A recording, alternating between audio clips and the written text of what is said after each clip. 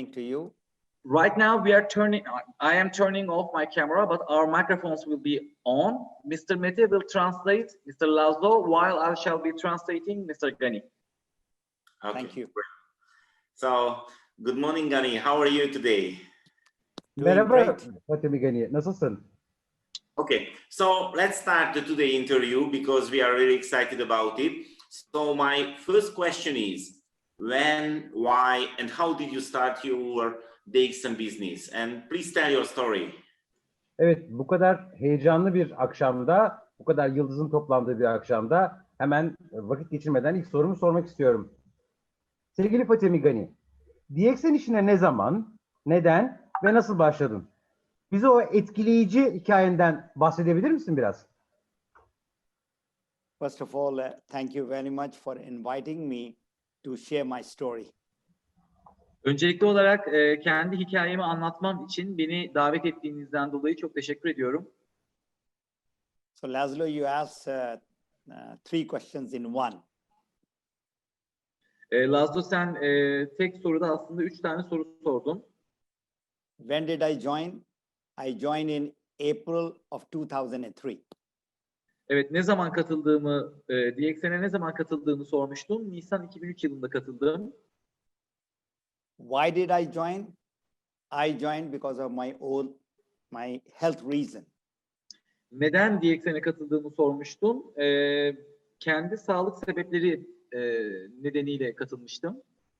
I was suffering with some stomach ailment where there was no cure in the modern medicine.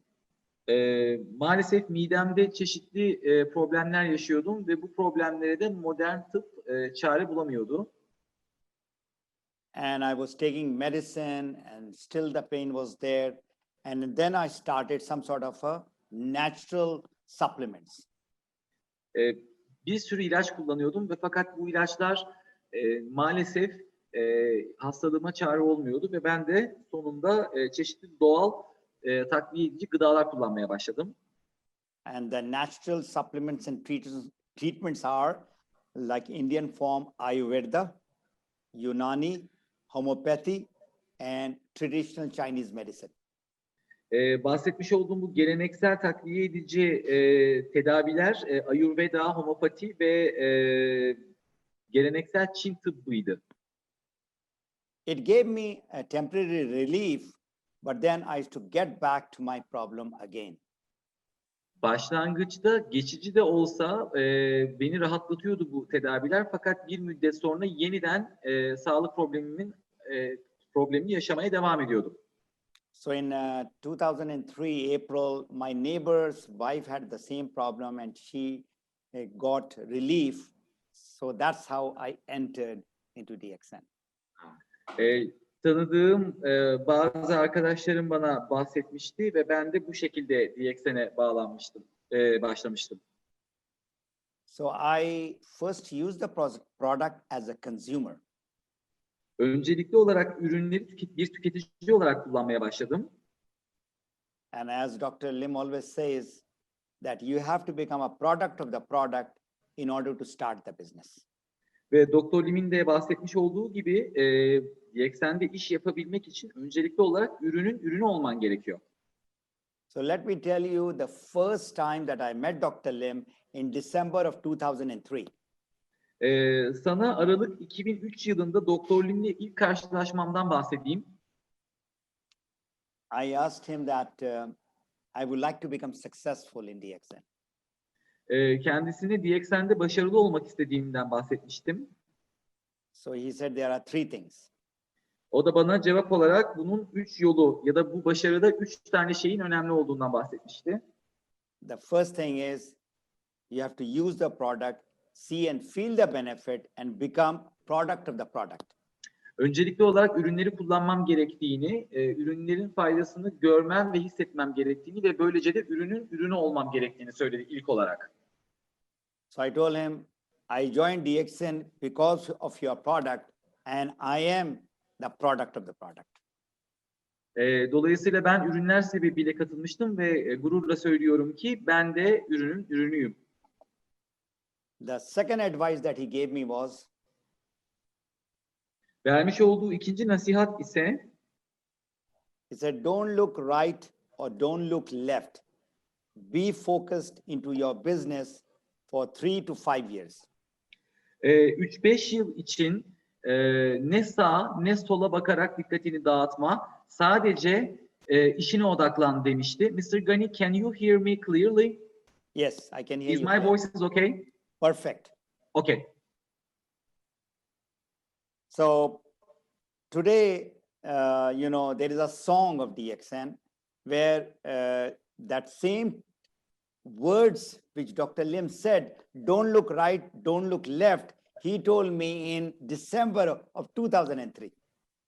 Evet, bugün Doktor Lim'in kullanmış olduğu bu cümlelerden dolayı yapılan bir şarkı da var ve bu şarkıda da sözler olarak sağa bakma, sola bakma, sadece işine odaklan diyor ve bana bu sözleri Doktor Lim Aralık 2003 yılında söylemişti.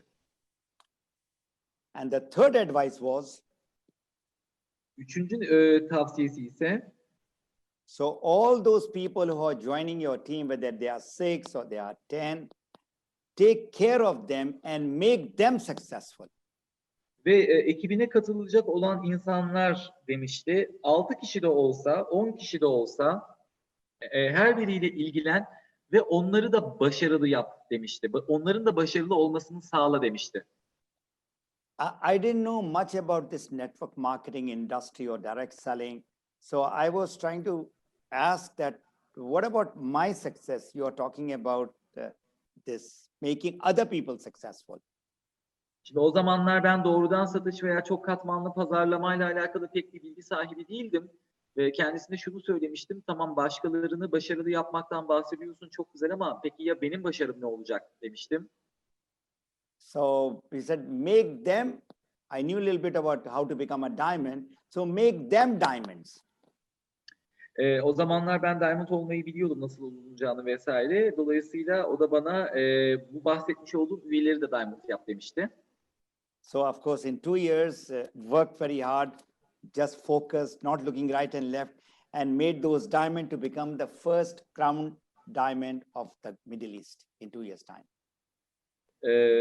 Tabii bu 2 yıl boyunca süren çok hummalı bir çalışma oldu. Çok ciddi çalıştık. Sağa bakmadık, sola bakmadık. Sadece işimize odaklandık ve bahsetmiş olduğumuz bu Star Diamond'ları 2 yıl içerisinde Orta Doğu'nun Crown Diamond'ları yaptık. So my advice is the same, those who are listening to me. Şu anda beni dinleyen insanlara benim de tavsiyem aslında aynı şey olacak. You cannot be successful till such time you don't use the product and see the benefit inside you. Öncelikli olarak ürünleri kullanmadan ve ürünlerin faydalarını kendinizde görmeden hiçbir zaman başarılı olamayacaksınız.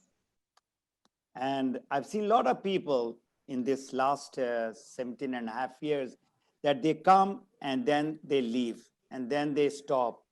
So you need to be fully focused in order to become successful. Bu son 17,5 yılda aslında çok fazla insan gördüm DXN'de. DXN'e katılan, sonrasında başka şirketlere giden, işte ya da çalışırken, DXN'le çalışırken işini bırakan birçok insan gördüm. Aslında bunların hepsi doğru şeyler değil. Sadece işinize odaklanıp çalışmanız gerekiyor. So those 6 people who join you, they become star agent, you become a diamond. Dolayısıyla bu bahsetmiş olduğumuz 6 kişi, ekibinize katılan 6 kişi Star Agent olduğunda siz Star Diamond oluyorsunuz. And you make them diamond, you become a triple diamond. Ve bu 6 kişiyi siz Star Diamond yaptığınızda Triple Diamond oluyorsunuz kendinizde. So on the average, if people are really focused, in 2 to 3 years time, they can become triple diamond. Dolayısıyla kişiler, yani insanlar ortalama olarak 3 ila 5 yıl bu işe odaklandıklarında Triple Diamond olabilirler. And in 2005, an idea came that I want to get my freedom. 2005 yılında da bir özgürlüğümü kazanmamla alakalı bir fikir gelişti bende. And then that map your freedom that you're looking at the back, was born in December of 2005. Dolayısıyla 2005 yılında şu anda arkamda görmüş olduğunuz Map Your Freedom isimli kitabım da bu şekilde doğmuş oldu. And it took me almost 8 years to finally get it into the book form in 2013. Ve 8 yıl boyunca kitaplaştırma çalışması zamanımı aldı ve 2000 Mr. Gani 2013 you said right? Yeah, 13. Ve 2013 yılında da kitap halinde okuyucularla buluştu. And it was the 20th anniversary, Laszlo knows about it, when the book was launched in our 20th anniversary in Malaysia. Ve Malezya'da o dönemler Lazlo çok iyi bilir 20. yıl kutlamaları vardı. DXN'in 20. yılının kutlaması vardı ve kitap da orada lansmanı yapılmıştı. So you need to understand that I was still working to train the pilots at that time. Ve o zamandan beri sen de çok iyi biliyorsun ki insanları eğitmek için ben de çalışıyorum. And then I made my mind that within 2 years, I will get my freedom. Ve kararımı vermiştim. 2 yıl içerisinde ben de özgürlüğüme kavuşacaktım. Freedom from my job to be my own boss and have my own personal freedom. İşimden kendimi özgür kılacaktım. O zaman yaptığım işimden. Kendi kendimin patronu olacaktım ve kendi özgürlüğüm elimde olacaktı. Alhamdulillah, in January of 2007, I got that freedom. Allah'a çok şükür Ocak 2007'de de bu özgürlüğe sahip oldum. And that was my happiest moment of my life. Ve o an benim hayatımdaki en mutlu andı. So it was not an easy job. It was very tough. Çok kolay da bir iş değildi. Bayağı da zor bir işti yaptığım. 8 hours I used to work in the job. 8 saat iş yerinde çalışıyordum. O zamanki işim için çalışıyordum. And I worked in my business 10 hours. Ve kendi işim için de 10 saat çalışıyordum günde. So you can imagine 10 plus is 18 hours. Dolayısıyla 18 saat çalıştığımı anlayabilirsiniz. So the investment that you need to put to be successful in your business is your time. Bu işte başarılı olmak için, yani kendi işinizde başarılı olmak için yapmanız gereken yatırım aslında zaman yatırımı. So this is a business. Bu bir ticaret, bir iş. And this is a very big business. Ve bu yaptığımız çok büyük bir iş. Çok ciddi bir iş. People say sky is the limit. I say there is no limit. İnsanlar bunun sonu ancak gökyüzü kadar diyebileceğimiz sınırsızlığı anlatmaya çalışırlar ama gökyüzüyle sınırlarlar. Bense hiçbir sınır olmadığını söylerim. So I think that long answer for a short question is good enough. Bu kadar kısa ve kompakt bir soru için bu kadar uzun bir cevap vermem sanıyorum gayet kafi olmuştur bu sual için. Thank you, Gani. I would like to ask Mr. Nuri, please mute a few members because the background voice is really big. You know, the Mohammed Azhar Hassan. So please mute them. Thank you so much. So thank you, Gani. I can say you are really lucky because 17 years before Dr. Lim shared with you his secret. And now we are lucky too because you share with us what Dr. Lim told you. And I really remember I was really lucky because I was there the 20th anniversary and I got a book from you, and it is an amazing book. It's really helpful book for the members. So I really like it, and I hope one day the Turkish reader can read this book in Turkish. So I hope it. So my next question is, is what is the secret to your success?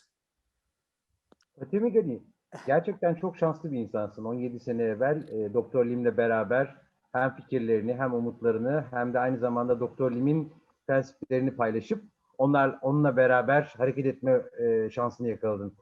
Daha sonrasında yıl dönümünde ben bu kitabı edinme şansım oldu ve gerçekten çok başarılı bir kitap ve umuyorum ki ilerleyen dönemlerde Türk liderler de bu kitabı okuyabilme şanslarını elde ederler. Umuyorum senin feyzinden faydalanabilirler.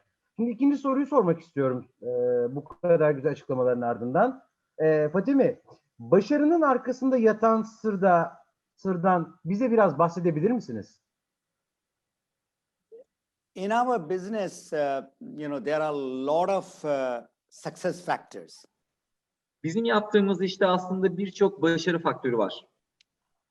I will not pinpoint one or two. Dolayısıyla bir veya iki tanesini söyleyemem. There is no secret to success. Aslında tabii başarılı olmanın bir sırrı, gizemi falan da yok aslında. Like you, Laszlo, when you joined and you became the fastest Crown Ambassador, so there was a certain things that you used. Mesela Lazlo, sen DXN'e katıldığında ve DXN'in en hızlı Crown Ambassador'ı olduğunda senin de kullanmış olduğun bir takım tekniklerin vardı.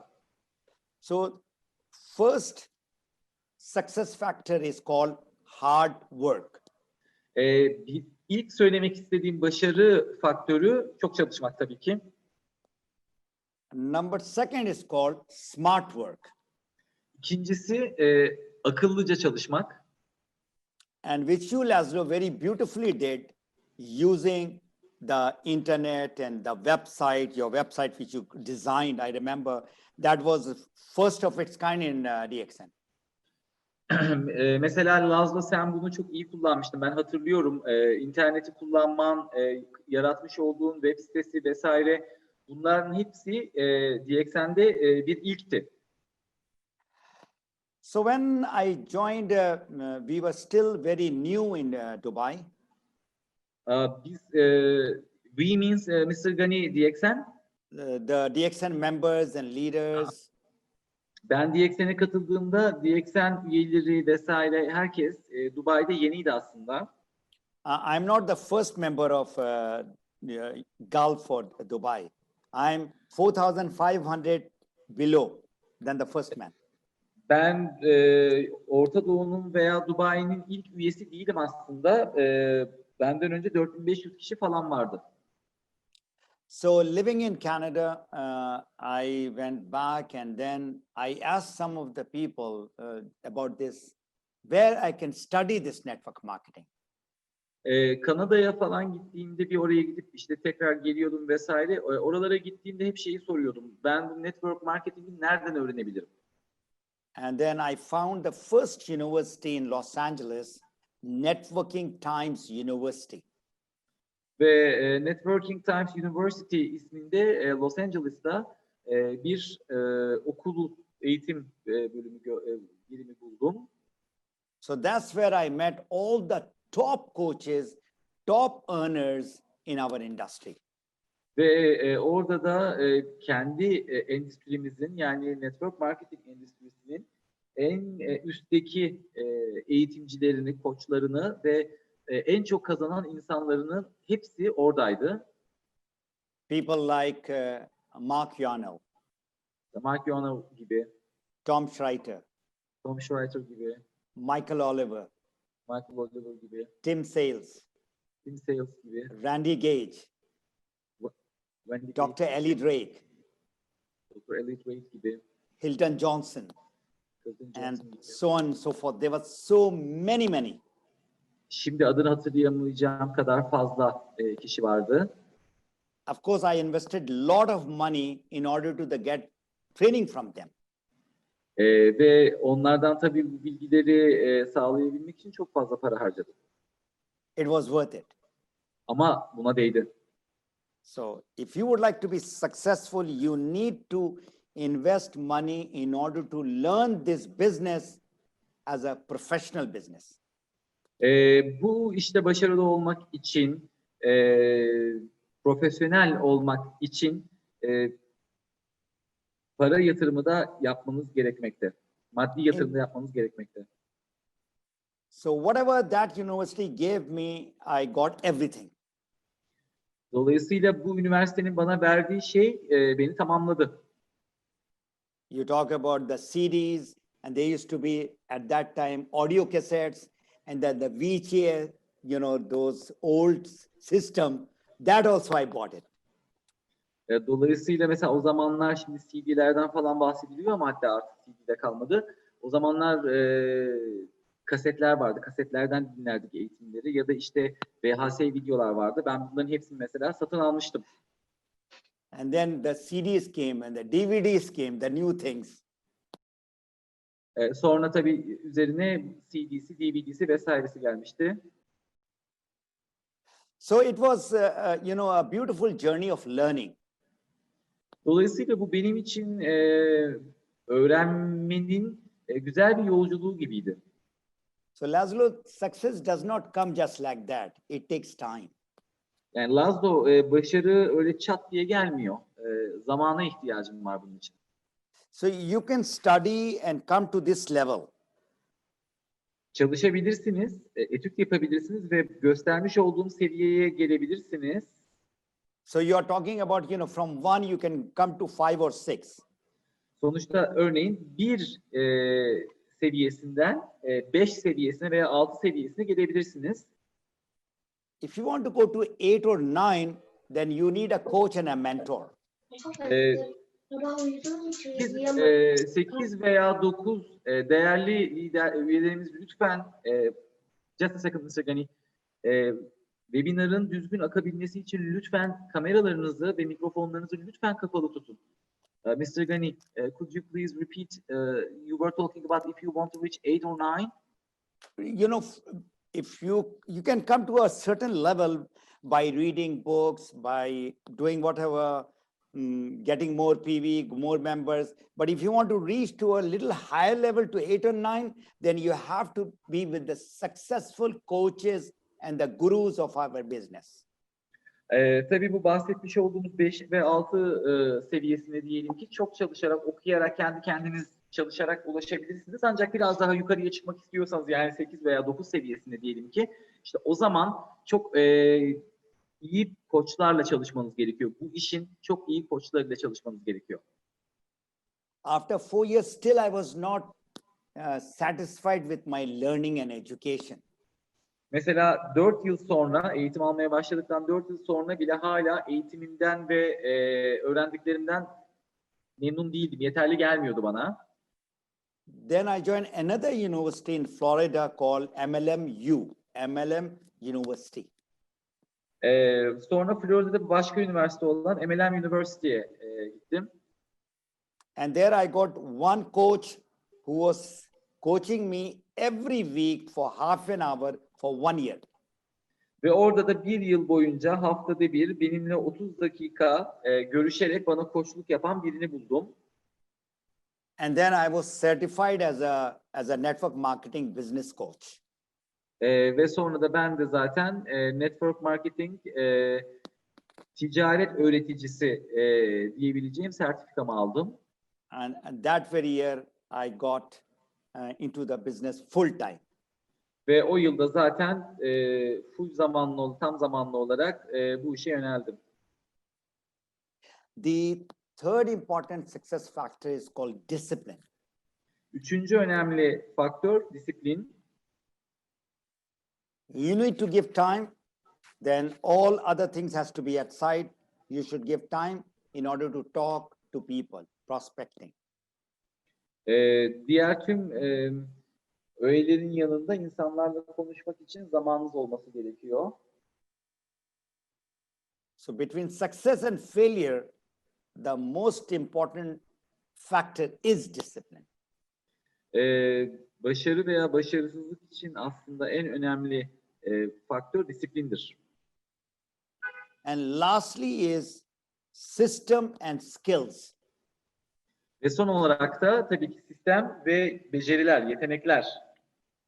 So remember, if you're talking about an organization, you're talking about a country, they have a solid system which runs the whole thing. Mesela bir organizasyondan veya bir ülkeden bahsediyorsanız bilin ki orayı yürüten, götüren, ayakta tutan bir sistem vardır. Similarly, in our network marketing business also, there are few very important systems that we have to follow.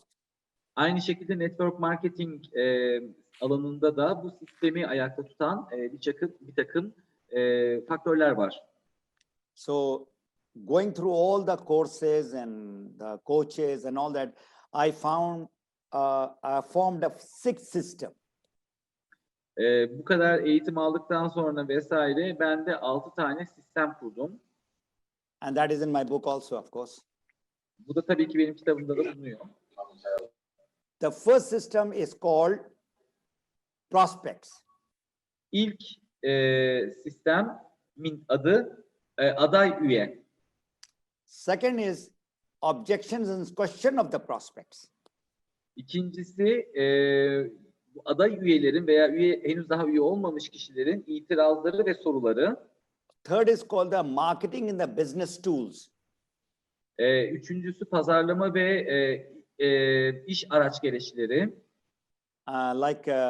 Laszlo had his own website through which people used to come to him. That was his own system.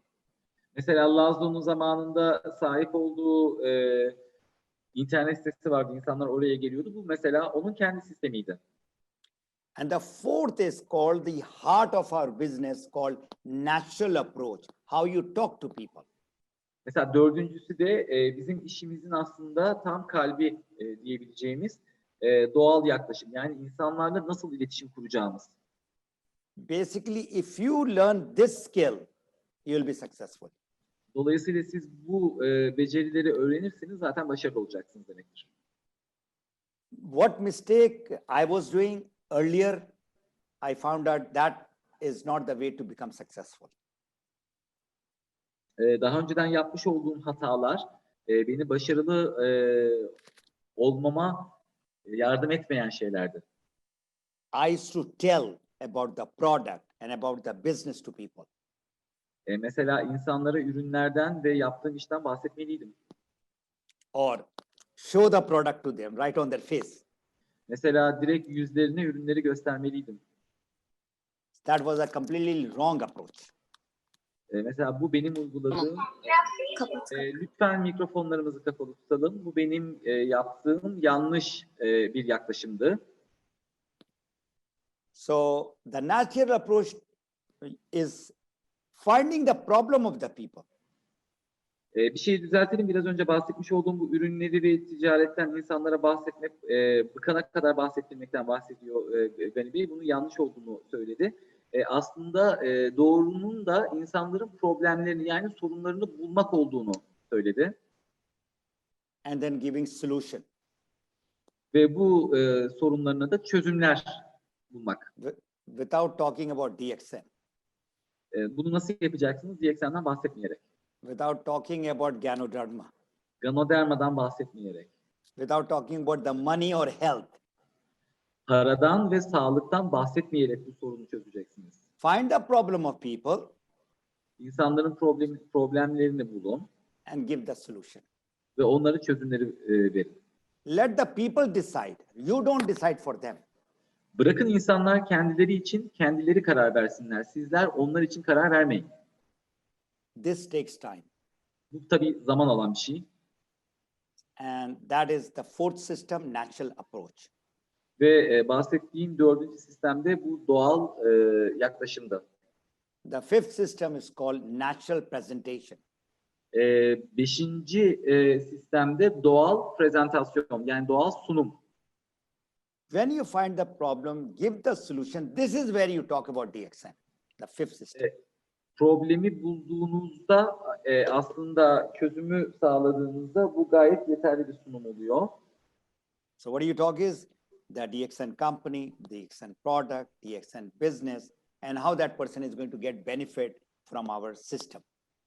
Neyden bahsedeceksiniz bu arada? Tabii ki DXN ürününden, DXN sisteminden ve bu insanın bizim sistemimizden nasıl fayda sağlayacağından falan bahsedeceksiniz. So remember the natural approach, the fourth system takes few weeks to sometimes months also. Dördüncü sistem olan doğal yaklaşım birkaç hafta hatta belki de birkaç ay sürebilecek bir şey. The presentation, natural presentation just take 30 minutes. Fakat doğal prezentasyon sadece 30 dakika der. And then comes the last sixth system called follow-up. Ve en son sistem olarak da 6. ve en son sistem olarak da takip geliyor. And you need to practice every day and become professional. And that is the ultimate success that you will get. Ve dolayısıyla bunu her gün uygulamanız lazım ki başarılı olabilin. İşte sormuş olduğum başarının faktörleri bunlardı. So I think I've explained everything about the success factors. Dolayısıyla başarı faktörlerinin hepsinden bahsettim sanıyorum Lazo. Thank you so much. It was really helpful information for everybody, I'm sure. So my next question is, it's really simple, but it's really interesting for us. So what is your favorite DXM product? Sevgili Gani, eminim ki verdiğin cevaplar gerçekten herkesin aydınlanmasına sebep oldu. Bunun için ayrıca çok teşekkür ederim. Çok merak ettiğim bir şey var. En sevdiğin DXM ürünü hangisi? I joined because of my problem. So of course, I had to take all the supplements. They were important. Ben tabii sağlık probleminden dolayı DXM'e katıldığım için bütün takviye edici gıdaları kullanmam gerekiyordu. Bu çok önemliydi benim için. So you know, reishi and spirulina, they don't taste very well. Yani biliyorsun aslında spirulina ve reishi aslında tat olarak çok da lezzetli değiller. But still I have to take it, and I'm taking it from last 17 and a half years. Ama tabii son 17,5 yıldır hala bu ürünleri kullanıyorum. But my favorite, you asked, that is my cordyceps coffee. Ama tabii benim favori ürünüm Cordyceps kahve. Right. Thank you. Thank you. So, you know, of course, now you know more about your success, but you are our hero. So you are one of the best example in the DXN history. So it's really interesting for us is how does your average day go? Now or before? Aslında bakarsan, It's up to you. It's now is Okay. course and before is too. Okay. aslında bakarsan herkesin kahramanı gibi görünüyorsun ve herkes sana gıptayla bakıyor ve gerçekten yaptığın ve söylediğin her şey insanlara bir örnek oluyor. Peki bu örnek kahramanın günlük yaşamıyla alakalı bilgi almak istiyorum. Normal bir gün nasıl geçiyor? Before, it was just prospecting and prospecting. Önceden sadece yeni üye yapmak, yeni üye yapmak, yeni üye yapmak şeklinde geçiyordu. So if you divide into 4 parts, Eğer bunu 4 parçaya bölersen, so of course prospecting was the major part and the learning was the second most important thing. yeni üye yapmak çok önemliydi. Tabii öğrenmek de çok vakit alıyordu. Now, my day goes, of course, prospecting is still on. Şu anda da yani bir günlük rutinimde hala yeni üye yapma tabii ki hala vakit ayırdığım bir şey. But it is less. Ama tabii geçmişe göre daha az. Now I'm focusing more on the team building. All those people who are in my team, they should also become just like me. Şu anda ben daha çok takım oluşturmayla vakit harcıyorum. Ona çok vaktimi harcıyorum, ayırıyorum. Çünkü benim ekibime girmiş olan, kaydolmuş olan insanlar benim gibi başarılı olmalılar. So I start my day after my prayers, of course. Tabii günüm sabah namazımı kıldıktan sonra tabii başlıyorum günüme. And then I sit down and do creative thinking. Ve ondan sonra da yaratıcı düşüncelerime dalıyorum. Something new Yeni şeyler peşinde koşmaya çalışıyorum. and something where I'm learning on a personal growth from different people. Farklı insanlardan kişisel gelişim öğrenmeye çalışıyorum. Today, 2 of my teachers are Bugün mesela iki tane öğretmenimden bahsedebilirim size. One is a Sonia Stringer.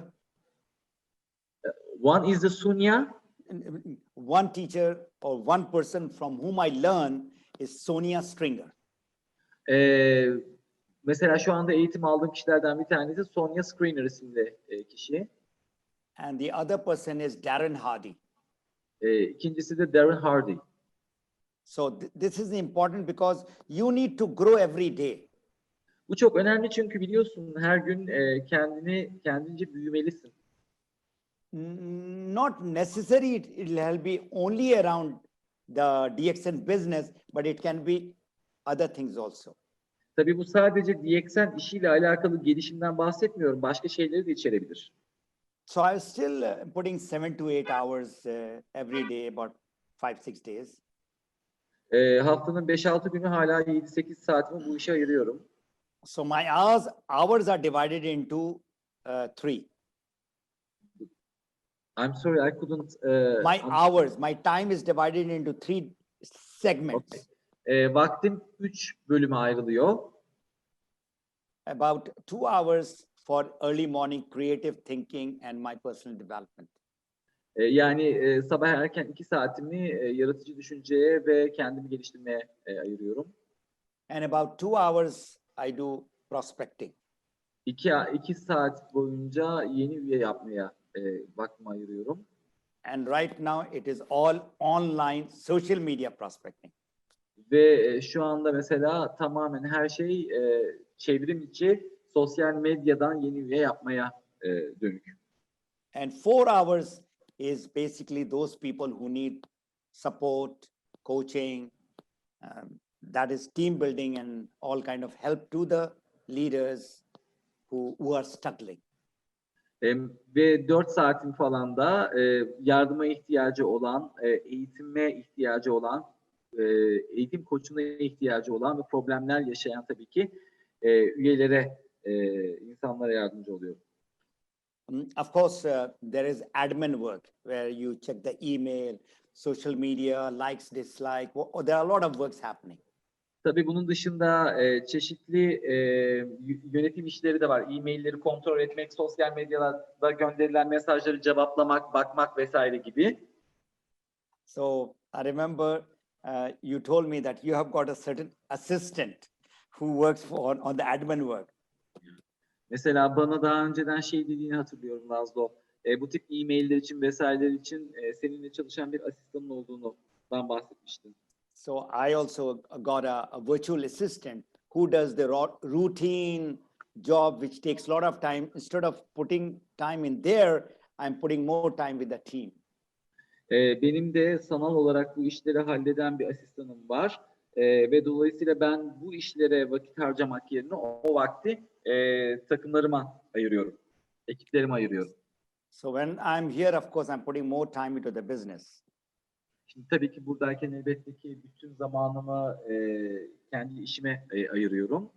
But when I'm in Canada, ama Kanada'ya gittiğimde then I enjoy, more time with my children and mostly my grandchildren. Kanada'ya gittiğimde daha çok çocuklarımla ve daha da fazlası torunlarımla vakit geçiriyorum. And the city that I live is the most beautiful cities in the world. Ve yaşadığım şehir dünyanın en güzel şehri. And I go for trekking, biking or whatever outdoor activities. Dışarıda yapılan trekking gibi, bisiklet sürmek gibi çeşitli aktiviteler yapıyorum. Because remember, end of the day, whatever you are doing, good health, good money should be converted into happiness. Ama unutma, ne iş yapıyorsan yap. Kazanmış olduğun bu iyi para, yaşadığın iyi hayat sana mutluluk olarak geri dönmeli. So that's how I spend my time. Dolayısıyla vaktimi böyle harcıyorum. Thank you so much, Gani. How many grandchildren do you have? 6. Oh, congratulations! It's amazing. Good. So and maybe more coming. Oh, great. Yeah, the third generation in the business. Yes, definitely. Okay. So my next question is, you know, as I know you live in two different countries. 6 months in Vancouver, Canada. You know, it's winter time. No, it's summertime. Summertime, and the other 6 months in Sharjah, Dubai, in UAE is winter time. So, what is the difference between these two markets? Lazo Bey, Fatemi Gani'ye kaç tane torun olduğunu sordu ve onun cevabı olarak 6 aldı ve daha sonrasında geleceğinden belirtti. Lazo Bey'in Fatemi Gani'ye sorusu, Fatemi, iki ülkede yaşadığını biliyorum. İki farklı lokasyondasın. 6 ay Kanada, Vancouver'da ve aynı zamanda 6 ayda Birleşik Arap Emirlikleri, Dubai'desin. Peki bu iki pazarla alakalı bize biraz bilgi verebilir misin? The two places is just like you compared Vancouver with Dubai. I would say, you know, Canada, Vancouver with Europe is a similar thing, similar type. Mesela bu şehirlerden bahsederken Vancouver ve Dubai'den bahsediyorum. Mesela benim için Kanada ve Avrupa çok benzer ülkeler. Canada is a consumer market. So is Europe. Kanada, Avrupa gibi mesela tüketici pazarı. Avrupa gibi. Whereas Dubai is a consumer market, but more the people are hungry to do the business. Dubai'ye baktığımızda yine orası için de bir tüketici pazarı diyebiliriz ama burada insanlar bu işi yapmak için çok daha açlar açıkçası. Yani bu işi yapmaya bunun için çok tutkulular. There are more than 200 nationalities working here. Mesela burada 200'den farklı milletten insan çalışıyor. And most of the people have come here to earn money. Ve birçok insan buraya para kazanmak için geliyor. And even the locals, you know, they have a very entrepreneur mindset. Buradaki yerel kişiler bile yani bu ülkenin vatandaşları için de tabii bunlar da çok müteşebbis bir zihniyete sahip insanlar aslında. So it's not only the men, even the women are business minded. Sadece erkeklerden bahsetmiyorum, kadınlar dahi burada ticaret odaklılar. Now the fastest Crown Ambassador, Miss Amira, before joining DXN, she was already doing some business. Mesela şu anda yeni Crown Ambassador olan Amira Hanım DXN'e katılmadan önce başka bir iş yapıyordu mesela. So definitely is a different market, different people, different psychology. Elbette ki farklı bir pazar, elbette ki farklı insanlardan bahsediyoruz ve elbette ki burada farklı bir tüketici psikolojisi var. And that is the reason why Gulf is the number one for DXN in the world.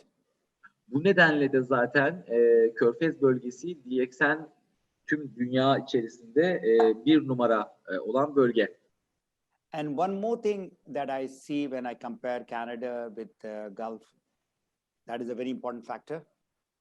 Tabii Kanada'yı Orta Doğu'yla yani Körfez ülkeleriyle karşılaştırdığımda bir faktör daha dikkatimi çekiyor. So we have got a lot of really very fine leaders. Burada gerçekten çok iyi liderlerimiz var. And that is the reason why there are almost, I think, 8-9 Crown Ambassadors. Yani mesela burada 8 ya da 9 tane Crown Ambassador var. But even we are not talking about the Crown Ambassador. In Turkey, you have got this gentleman, Dr. Abdurrazzak. Mesela Crown Ambassador olmasa bile Türkiye'de yaşayan Dr. Abdurrazzak isimli çok önemli bir lider var. In Iraq, we have got Raed. Irak'ta Raid var. In Jordan, we have got Huda Tamaz. Ürdün'de Huda Tamaz var. So likewise, you know, we have got some real giant trainers and speakers and leaders in this region. Dolayısıyla bu anlamda baktığında hakikaten kendi alanlarında birer dev olan liderlere, eğitimcilere falan sahibiz biz burada. So that's what makes a big difference between that place and this place. İşte bu da galiba iki yeri birbirinden ayıran farklardan bir tanesi. Our basically, Laszlo, you know it well. You are a professional networker. Our business revolves around leaders. Yani Lazlo sen de tabii çok bu işin doğayenlerinden bir tanesi olduğun için bizim işimiz liderler üzerine dönüyor. I see even Turkey, you got some good leadership. Mesela Türkiye'de de iyi liderlerin olduğunu görüyorum. The only thing that those leaders need to do is to reach out to people, go to the people and talk to them and find their problem and give the solution. Sadece bu insanların sahaya çıkıp insanlarla konuşmaları gerekiyor ve onların sorunlarını bularak bunlara çözümler üretmeleri gerekiyor. I feel Turkey is a beautiful market for DXN. Mesela ben Türkiye'nin DXN için çok doğru bir pazar olduğunu düşünüyorum. We have got fantastic product. Harika ürünlerimiz var Türkiye'de. System is beautiful. Hakeza öyle. Management is all very supportive. Mesela yönetim bu konuda çok destekleyici. So why it is not going up is the people are not reaching out to the people.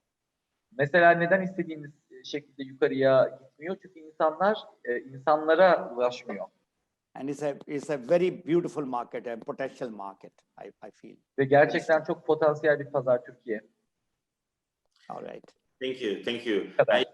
I agree with you. The Turkey can be the best market, best DXM market, because you know the Turkish people, the best seller people. So they are amazing. I agree with you. So my next question is, it's really simple.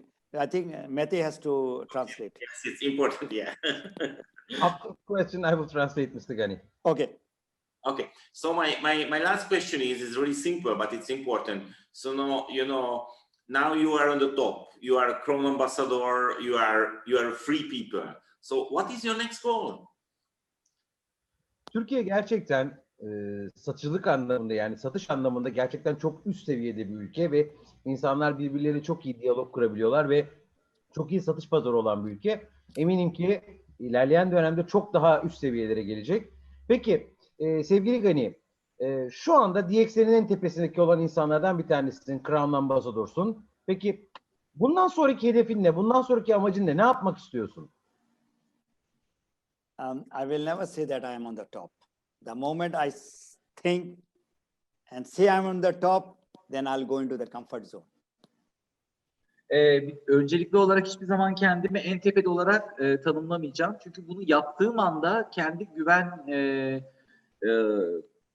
comfort zone I'll relax Konfor alanı. and stop working. konfor alanında olacağım. I'm sorry, I couldn't find the exact translation of the comfort zone. That's why I couldn't translate. Teşekkürler Mete Bey. Konfor alanında kendimi hissetmiş olacağım.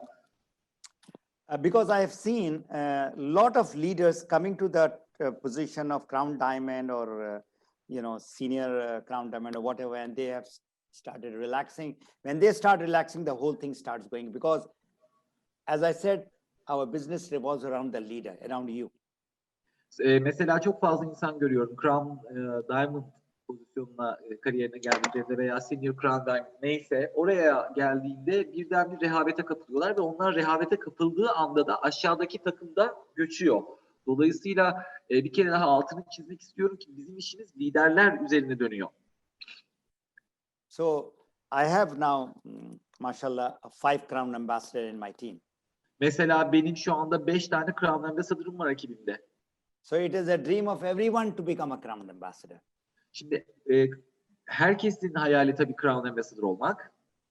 So my job now is to make more Crown Ambassador in different lines. Ve tabii ki benim şu anki amacım da farklı hatlarında daha çok Crown Ambassador yapmak. So that is as far as working on the leaders to go to that level. Dolayısıyla şu andaki amaçlarından bir tanesi bahsetmiş olduğum seviyeye liderleri odaklamak ve oraya getirmek. But my short-term goal is different. Ama benim kısa vadeli amacım bundan farklı. And Uzun vadeli planda. that is in 2 years' time, I would like to see my Star Diamond becoming triple diamond. Mesela 2 yıllık planındaysa şu anda benim ekibimde olan Star Diamond'ları Triple Diamond olarak görmek aslında planım. And they start earning about $3,000 to $4,000. Ve onlar da yaklaşık olarak 3 ila 4 bin dolar gelir elde edecekler bu seviyeye In geldiğinde. my definition, the financial freedom is Benim tanımlamama göre finansal özgürlük not that you become a millionaire. e, benim tanımlamama göre finansal özgürlük milyoner olmak demek değildir. And please understand, it's a very simple definition, financial freedom. Şeyi çok iyi anlamak lazım. Finansal özgürlükten bahsettiğimizde bunun tanımı çok basit bir tanım var aslında. Say if your monthly expense is $2,000 Mesela diyelim ki sizin aylık geliriniz 2000 dolar olsun. and you get passive income after 3 to 5 years, $3,000. Özür diliyorum, giderleriniz 2000 dolar olsun ve 3-5 yıl sonraki pasif geliriniz de 3000 dolar olsun. You got the financial freedom. İşte sizin finansal özgürlüğünüz var. No more worries, no more stress that this money which I'll get will pay my bills and get the food on the table. Mesela bu durumda herhangi bir strese girmezsiniz. Yok işte faturalarımı nasıl ödeyeceğim, sofraya nasıl yiyecek getireceğim gibi stresler yaşamazsınız. You remember Dr. Lim told me 3 to 5 years? Bana hatırlarsan Doktor Lim 3 ila 5 yıl demişti. You will get the passive income only after 3 to 5 years, not in the first year. Yani bu bahsettiğim pasif gelire 3 ila 5 yıl sonra ulaşacaksınız. Bu çok önemli. Yani 1 yıl sonra değil. So if somebody is getting $4,000-5,000, even if they stop working and just do 300 PV, they will still get around same money or 10 or 20% less. Yani mesela 3000 dolar vesaire kazanan biri şu an 300 PPV'sini yapsa sadece ekibiyle beraber tabii yine 3 aşağı 5 yukarı aynı parayı kazanıyor olacak pasif gelir olarak.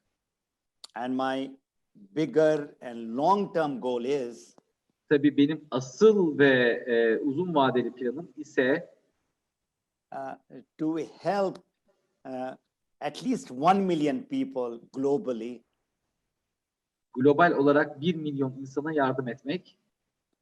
Through my personal coaching and helping on both the sectors of health and wellness and on the business.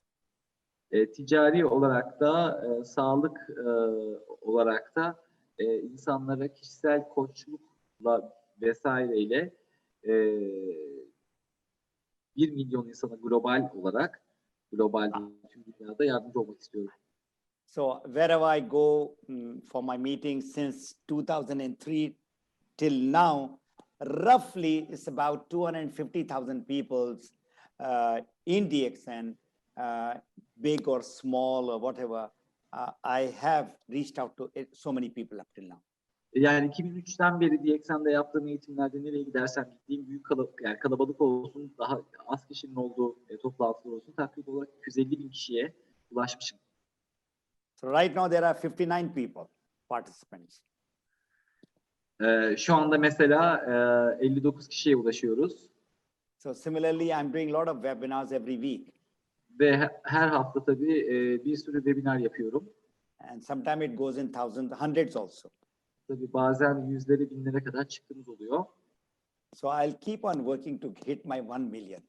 Sonuçta o yüzden de ben 1 milyon dediğim hedefime ulaşmak için çalışmaya devam ediyorum. Inshallah ta'ala. Umarım tabii ki. And I wish everyone who is Ve part of this DXN. DXN'in bir parçası olan herkese Remember, DXN is not a destination. ben de aynı şeyi diliyorum. Unutmayın, DXN sadece yolculuk yaparkenki duraklardan bir tanesi değil. And DXN is not a status of Crown Ambassador only. DXN sadece Crown Ambassador kariyerine ulaşmak demek değildir.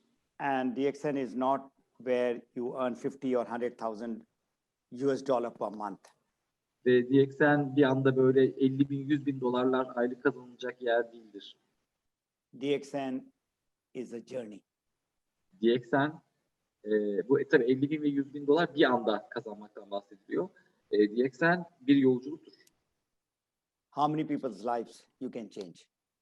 Mesela bu yolculukta kaç kişinin hayatını değiştirebileceğinizdir DXN.